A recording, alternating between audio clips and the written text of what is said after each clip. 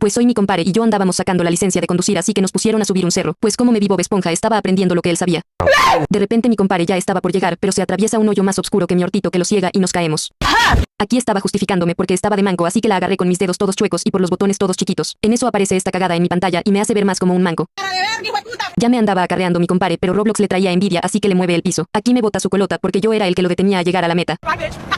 Ya llevábamos varios intentos en eso, le da un calambre por estar sentado mucho rato. Aquí ya iba bien emperrado por ser tan manco, así que me tomé un galón de gasolina y me puse las pilas. Si no hubiera sido por este cartel ya me hubiera caído, así que más al rato le voy a proponer matrimonio. Aquí nos iba sudando los sobacos a chorros porque estábamos muy cercas en eso. Mi compare pone una carita sorprendida porque jamás iba a creer que este manco de dos chuecos estaba por llegar al siguiente nivel. En efecto llegué al siguiente nivel, todos dijeron que no podía, me subestimaron y de mí se burlaron, me estaba emocionando de más, pero ya había meado la gasolina que me había tomado, así que se me acabó lo pro y me fui para el vacío. Aquí mi compare quería intentarlo de nuevo, pero ya traía las nalgas bien entumecidas que no dura nada y nos manda de una pa'l cielito.